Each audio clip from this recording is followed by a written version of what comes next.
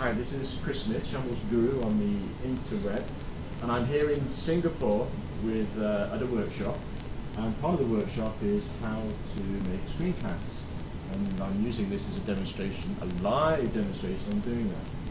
But to prove that I'm with a group of, oh, I didn't tell you the date, and the date today is 30th November 2012. That was an automatic answering machine, which we set up previously. And just to prove I'm with a group of Singapore teachers, I'm going to ask them to make some noise.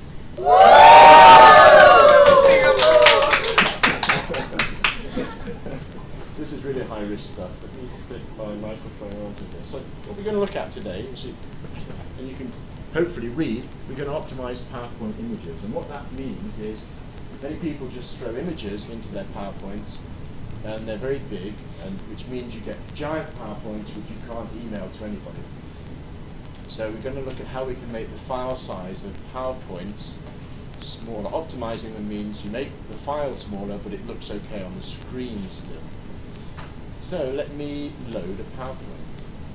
Now as the viewer, what I want you to do is, we're going to load this PowerPoint, and this works really well actually, this demonstration, on badly made PowerPoints, but I think I've been given a pretty good PowerPoint because it's not very big.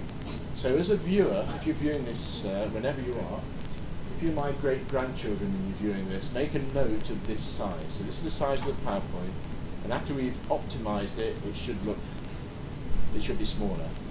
So let's open this and double-click, and here's the PowerPoint. That was quick, wasn't it? Let me move this out of the way. And in fact, let me also move my Word document splash page out of the way. That's me being lazy. I do a title page using just using PowerPoint. And let's look at here. So optimizing the images is usually very simple, but I'm a bit nervous because I realised I haven't checked this version of PowerPoint. So all you do is, oh, we don't have many images here. Oh, we do. Lots of images down there. All you do is you click on here, and when you click on here, there should be, let me click off. I'm watching what happens up here. When you click on here, what happens is, and where we go, if you notice, we're on the Home tab here, and you go along here to the Format, but you must, I have to tell you, you need to ensure that you need to have one image actually clicked. And up here, actually this is a bad name to have next to this icon, because it's not really a correction we're doing, it's really a compression.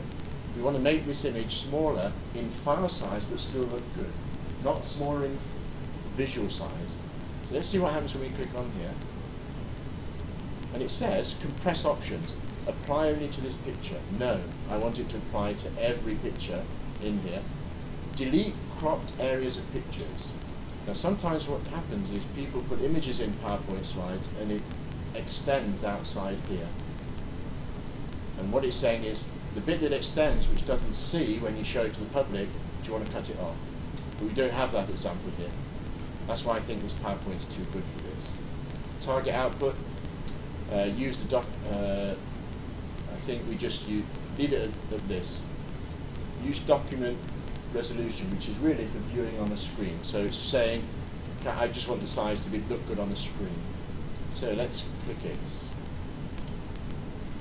Okay, this should be okay. And I think it might have done it already. Has it done it? You never know. Let's see if it's done it.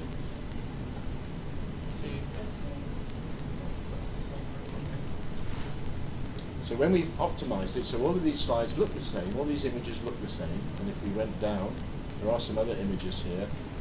I'm not going to click on them for privacy, because of privacy issues.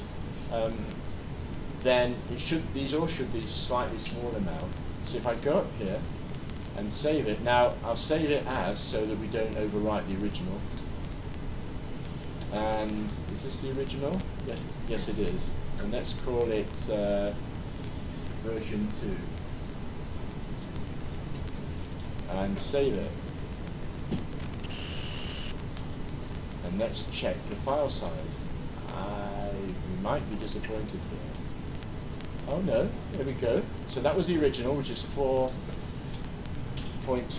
megabytes, and now it's 3.9 megabytes.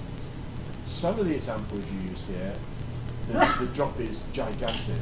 It's really good how it goes down in size, just by optimizing the images in that way. And so that's it. It's a very simple thing to do, and I hope it's useful to you and your students. Let me bring back in my front page. There's some URLs to look at here. There's a URL to do with screencasting, which you might want to go to. And I hope it's good. And just to ensure that the teachers stayed awake, I'm going to ask the Yeah. and